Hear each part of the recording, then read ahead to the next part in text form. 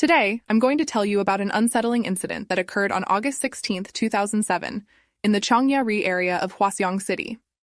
Two women, having finished their lunch, were on their way back to work at a nearby factory. This place was close to the main highway, and cars sped by on the road. Suddenly, one of the women caught a sharp whiff of something unusual, something that starkly differed from the typical stench of decaying trash. It was something terrifying. Acting on instinct, the women began to look around and soon discovered the source of the horrific smell. There, by the roadside, lay a heap of blankets, carelessly discarded among the foliage. But there was a mystery. Why were the blankets there, and what was causing that smell? As they approached, they were met with a shocking sight. Human toes protruded from beneath the blankets. The women immediately called the police, who arrived at the scene promptly. Upon uncovering the pile of blankets, they were confronted with a gruesome scene. A headless and armless body, only the torso and legs remained, in a dreadful condition, partially burned as well.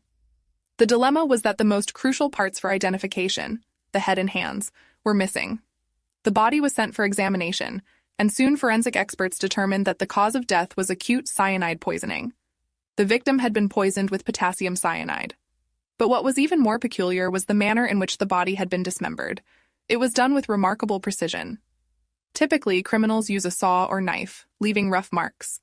However, in this case, it was so cleanly done, it was as if slicing through frozen meat. Based on this, the forensic expert proposed two theories. The first, the tool used for the dismemberment was not an ordinary knife or saw, but something much sharper, possibly a surgical instrument. The second theory suggested that before the dismemberment, the perpetrator might have frozen the body to make it easier to cut. It was reminiscent of handling frozen meat, yet no ordinary freezer could achieve that effect. The ongoing investigation led to a new hypothesis. Perhaps the body had not just been frozen in a conventional manner, but subjected to liquid nitrogen, allowing for rapid freezing. Nitrogen is a gas we often encounter in everyday life, such as in food packaging where it serves as a filler. However, when cooled to minus 196 degrees Celsius, it turns into a liquid that can rapidly freeze objects. Forensic experts concluded that the body was first quickly frozen using liquid nitrogen, and then dismembered with a surgical instrument, like a scalpel. This allowed for cuts that appeared as though they had been made by an expert. Consequently, the circle of suspects narrowed to those who frequently worked with liquid nitrogen and surgical instruments, possibly medics or professional hitmen. Meanwhile, a vital clue was discovered at the crime scene. Lying next to the body was a promotional flyer from a company. However, upon flipping it over, investigators noticed something handwritten on the back. On the reverse side of the flyer, there was a note with a phone number and a request to call back if necessary. This gave the police reason to believe that this number belonged to the perpetrator. Interestingly, this flyer was used as a charred piece of paper, which remained untouched and hadn't burned completely, even though it had been used to start a fire. After quickly tracing the number, the detectives finally identified a suspect, a 19-year-old student named Do-gun, residing in the city of Gwangmyeong, Gyeonggi Province. How did a 19-year-old student suddenly become a suspect? But as it turned out, Do-gun was far from an ordinary teenager. He grew up in challenging circumstances, with a mother who worked in a restaurant, yet the family lived in poverty. His father, who lived separately, occasionally helped financially, but it wasn't enough to provide a decent life. Under these conditions, Do-gun matured much earlier than his peers. Moreover, he was incredibly intelligent. IQ test results showed a score of 140, indicating his exceptional abilities. He was a top student in school, participated in various competitions, and consistently won prizes. Despite his abilities, it was difficult for him to leverage his talents due to the harsh family circumstances. Eventually, Do-gun dropped out of high school and decided to earn money to support his family by working at a factory. Despite the hardships, he didn't abandon his studies. After work, late into the night, he diligently studied on his own. And soon his efforts paid off. He passed the high school equivalency exam. But this was not enough for his ambitious goals. He also took university entrance exams and scored high marks, which enabled him to gain admission to a medical school. Do-gun always dreamed of becoming a doctor, but continuing education in medical school was practically impossible. It was too expensive and the workload was enormous, leaving him with no time to earn money. If he had chosen to pursue a degree in medicine, his mother would have had to support him for 6 years, which was simply out of the question. So, Do-gun decided to set aside his dream and opted for the engineering faculty at Hongjaong University, which offered him a scholarship. But how did Do-gun become entangled in this crime? On the day the body was discovered, August 16th, He informed the police that he had been at the Hongjaong University library studying. The police checked the records and confirmed his alibi. The system indeed showed his visit to the library. However, further investigations soon uncovered new details. Detectives began to notice peculiarities. It turned out that Do-gun had asked a friend to go to the library and scan his student ID on his behalf. Wait, that's a lie, the investigators thought. With this, the police added him to their list of suspects and started developing various theories. If Do-gun was the perpetrator, why did he sever the victim's hands and head to conceal their identity? What could have driven him to such an act? Was he somehow connected to the victim? The police immediately started questioning Do-gun's acquaintances and relatives. During the investigation, they learned that a person had recently gone missing. Interviewing neighbors, they heard an intriguing account. Do-gun lives with his uncle, but lately his uncle, Mr. Yu, hasn't been seen around. Acting swiftly, the police searched Do-gun's home, which he shared with his uncle. Yet there was something off about this house. The absence of any signs of Mr. Yu's life suggested someone had deliberately removed all his belongings. Moreover, the entire apartment had been meticulously cleaned with bleach, eradicating all traces, including fingerprints and DNA. At this point, the detectives had a hunch. If the crime had indeed been committed in this house, and that was why all evidence had been obliterated, perhaps blood had still seeped under the linoleum. They lifted the flooring and conducted a luminol test. As soon as the solution was sprayed in the darkened room, the floor lit up with a bright fluorescent glow, indicating the presence of blood. At that moment, the police found their evidence: blood on the floor. Now let's delve a little deeper into the story of Do-gun. In truth, he had been on academic leave since the previous year, because he needed to earn a living. In his spare time, he worked on graphic design projects, and managed to save enough money over the year to accumulate 2.5 million won. Meanwhile, his uncle, Mr. Yu, was not a hardworking individual.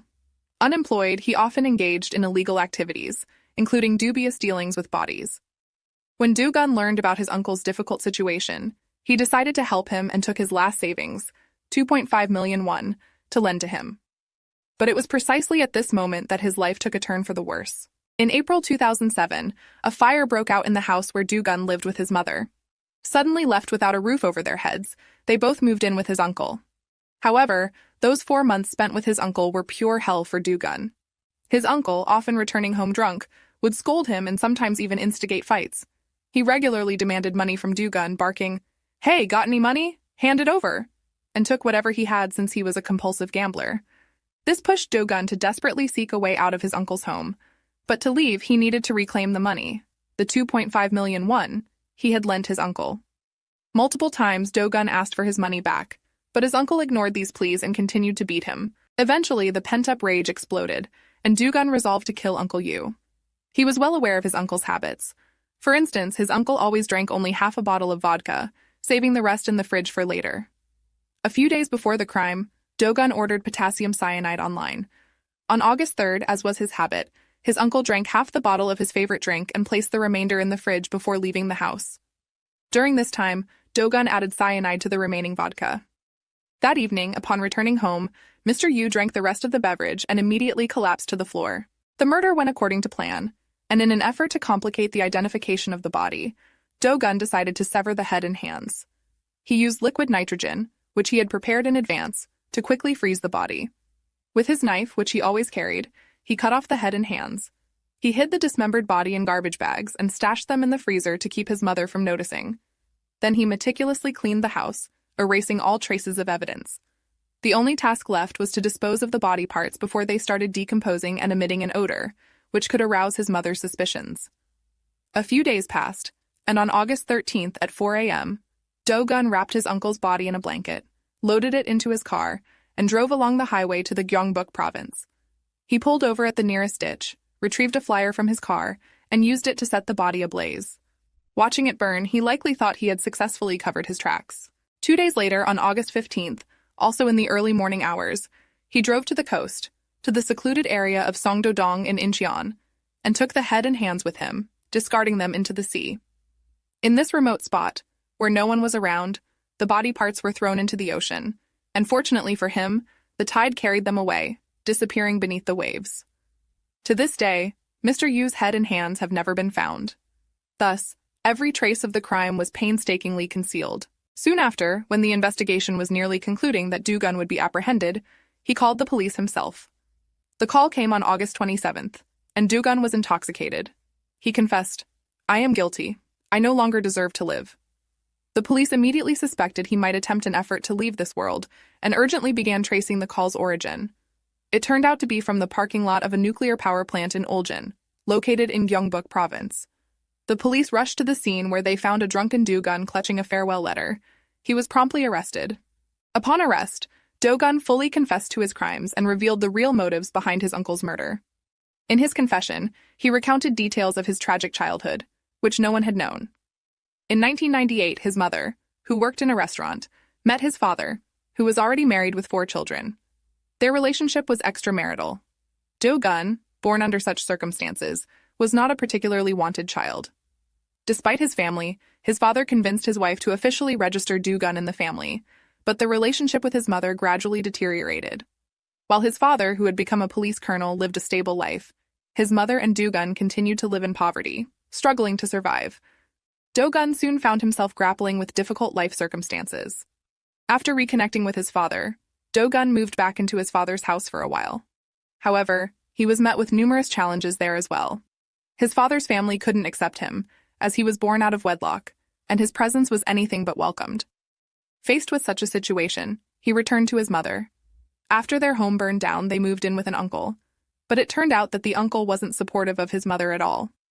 Living together, Do-gun often endured insults from the uncle, who, in his drunken state, would hurl words like, "You're the child of a mistress, not a person. You're a freak born of an affair, you should leave this world." These words inflicted immense pain on him, piercing his heart like sharp knives each time they were uttered. Eventually, all the accumulated pain and fury erupted. When the time came for judgment, the initial trial sentenced Do-gun to life imprisonment. The case was brutal and terrifying, but the most chilling aspect was that Do-gun had meticulously planned everything. He prepared liquid nitrogen and took all the necessary steps to cover his tracks and evade justice. Do-gun's use of a surgical knife played a crucial role in the investigation. On the other hand, Do-gun's defense argued that the crime was rooted in the horrific saga with his uncle, that he was very young, had endured a harsh childhood, and that life imprisonment was an excessively harsh punishment for him. An appeal was filed. As a result of the appellate court, despite the grave consequences of the crime, the sentence was reduced. Taking into account the harsh conditions Do-gun grew up in, the cruel treatment from his uncle, and the fact that he confessed to the crime himself, the court softened the sentence, ultimately handing down a 15-year term. Do-gun served his time and in August 2022 completed his sentence, re-entering society as a free man. This case left me with mixed emotions. We learned about the criminal's difficult childhood and life. Like any person, I felt a certain sympathy for him. Perhaps this is why the judge decided to lessen the sentence. However, on the other hand, we've often heard criminals claim that their troubled childhood and life were the reasons for their crimes, and this can no longer serve as an excuse. We must not perceive such circumstances one-sidedly. Now that he is serving his sentence, I hope that Do-gun has sincerely come to terms with the weight of his guilt. And now the second story, which is just as impactful. I'm looking forward to hearing what you think about the first story in the comments. I'll make sure to read every response. In South Korea, even in the early hours when everyone else is sleeping, or throughout the day as people eat, sleep, and commute, there are those who never relax their vigilance and stay prepared to rush out at any moment. These are the firefighters stationed all across the nation. When we were children, there were always some friends who boldly declared, "I'm going to be a firefighter." But reaching that goal is not so common. The risk to one's life that goes along with that admirable title is a different matter altogether. Before getting into today's story, sincere gratitude goes out to all the firefighters out there. And now, let's look at the related case file. On March 4, 2001, at 3:47 a.m., the calm of the late night was broken when a call came in to the Seobu fire station in Seoul. Calls at this hour are rarely pranks. If a real incident has happened, it's also the time when everyone is asleep, which often means a delay in noticing the emergency, and fires can spread quickly. The caller was a tenant living on the second floor of a multi-unit building in the Hongjaong district.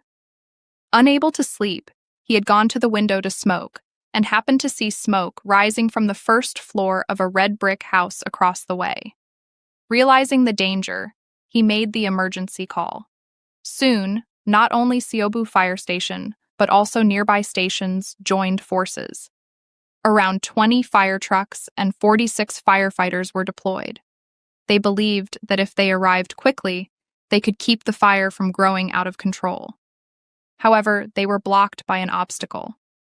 The alley leading to the house was filled with illegally parked cars.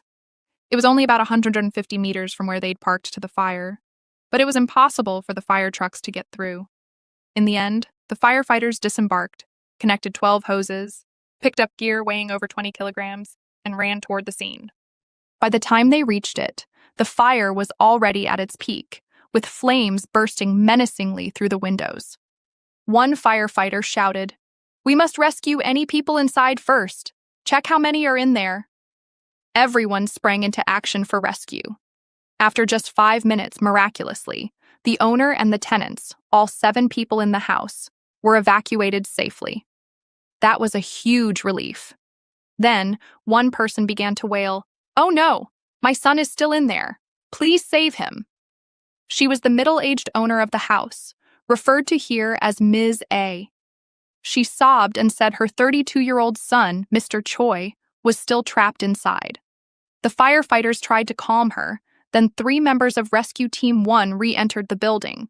Flames were still raging, as the firefighters had been focused on evacuating people, not fully extinguishing the fire yet. Committing themselves to saving a life, they searched, but something was strange. There was no trace of anyone inside. Eventually, those 3 firefighters exited the building. Ms. A became more agitated, insisting her son had to be in there. After a brief pause, the firefighters remembered their professional duty. If there's any possibility someone could be inside, they must not ignore it.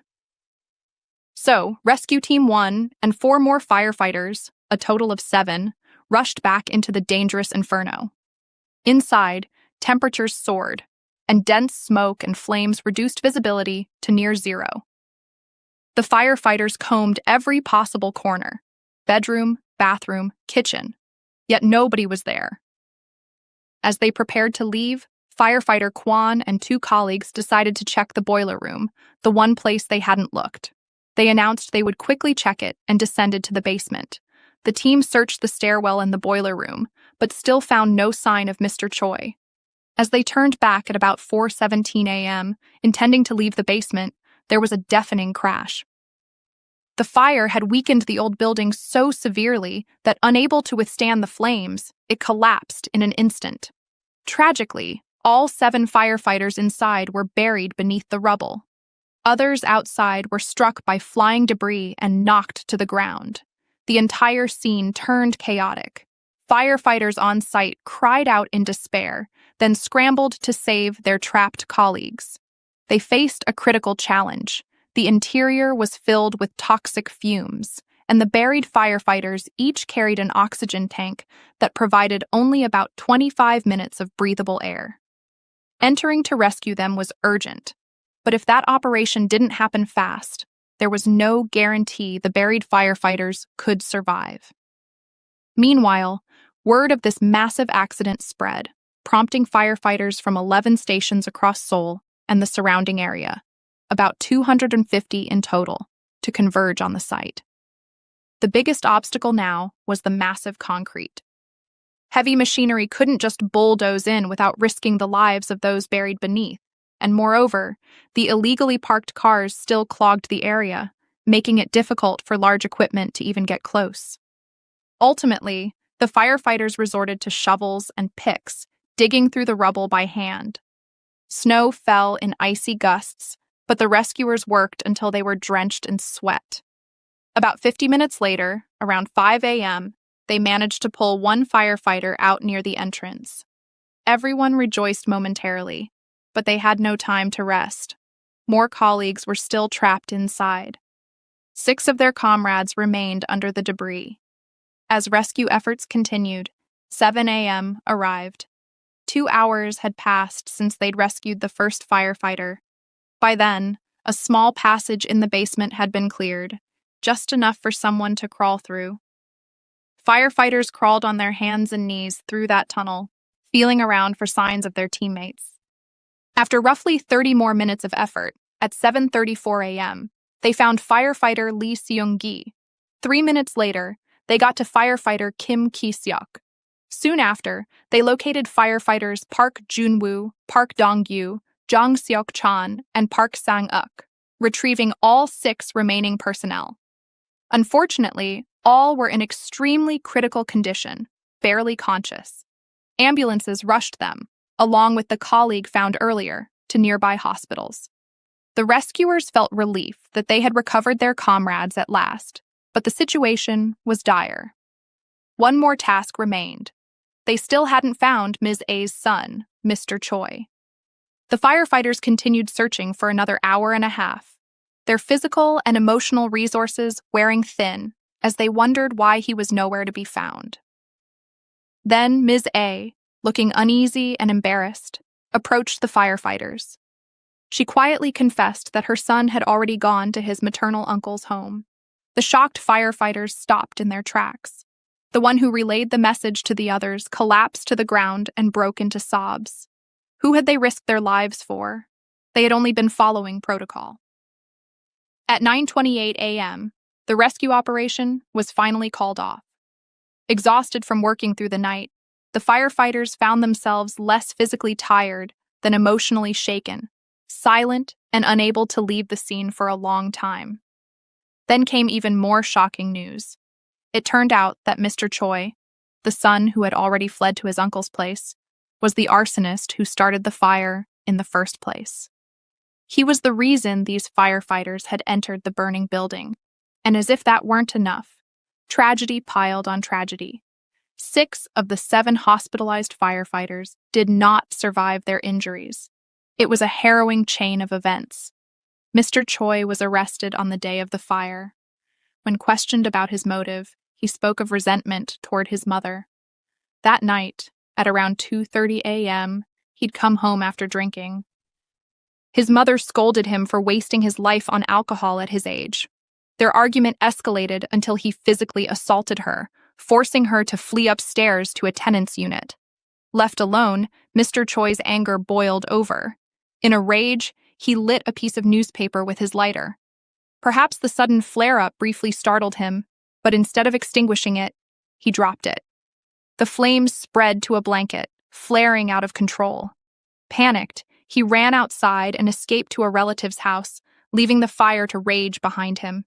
His mother had no idea what he'd done. She had evacuated, but told firefighters her son was trapped inside. That fateful lie ultimately took the lives of 6 innocent firefighters.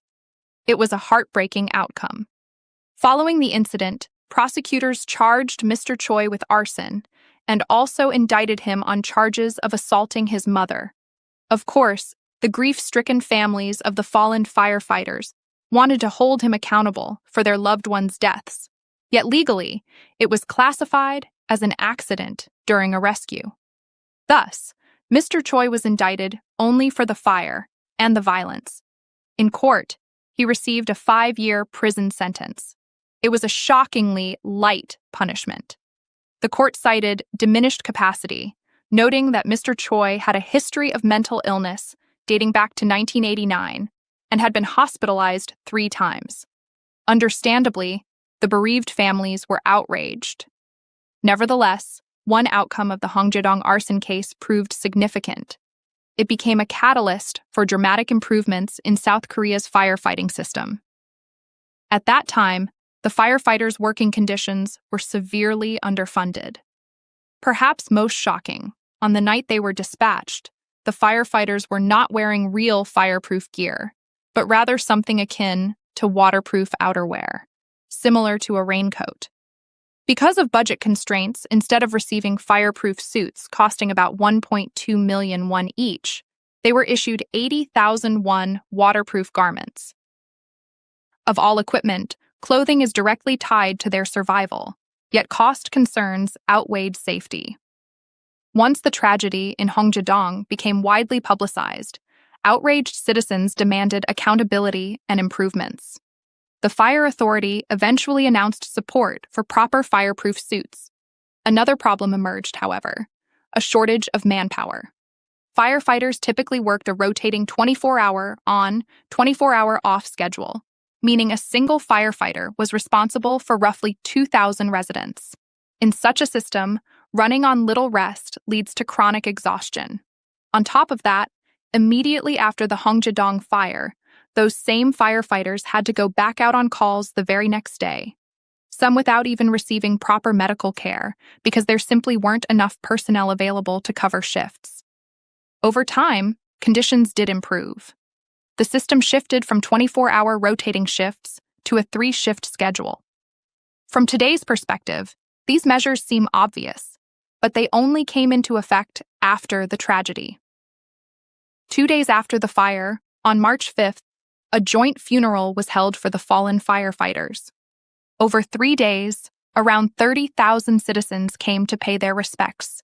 The air was filled with the grief of families who had suddenly lost husbands and sons, and the sorrow of their comrades who felt guilty that they couldn't save them.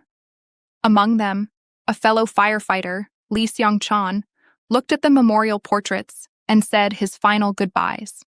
It was a scene of profound sadness. Firefighters often use the phrase, first in, last out. They're the first to enter a blazing structure and the last to exit, motivated by their noble mission to save more lives, even at extreme personal risk. It's difficult to ignore the regret that it took a catastrophe like this for people to listen to what these brave workers needed. Beyond firefighters, all who work for public safety and well-being deserve meaningful societal support and attention. Finally, may the 6 firefighters who fell victim to the Hongjaong arson tragedy